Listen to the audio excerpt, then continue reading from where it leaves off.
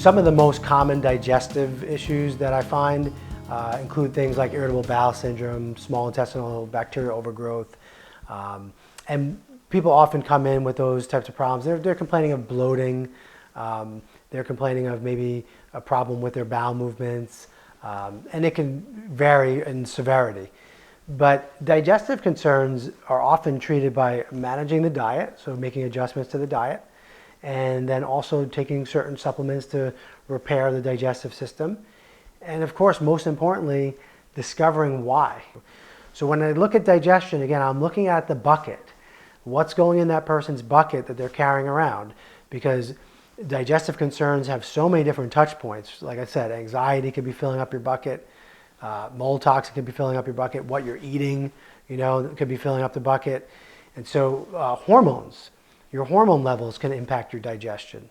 So again, taking a holistic approach at digestion, we want to understand the whole history, understand what the patient has tried already before that has worked for them or maybe has not worked, and then run the right test to address the digestive issue. Gluten is certainly a big issue because gluten is the one food that we know, undoubtedly through the literature, that will cause an autoimmune condition like celiac.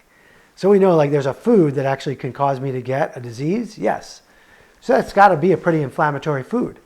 That doesn't mean it has the same reaction for everybody. But for a lot of people, gluten will cause a thyroid problem.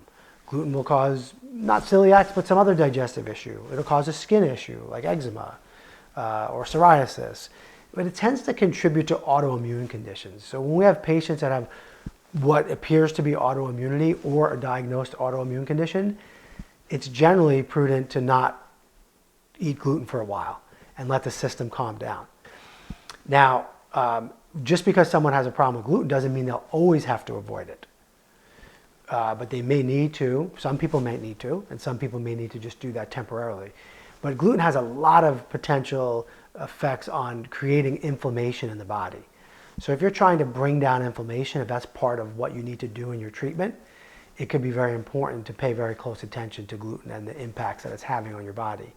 But the bottom line is these symptoms can improve. So over the years, 20 years doing functional medicine and clinical nutrition, I've seen these digestive complaints that may have been going on for 5, 10, 15, 20 years start to resolve.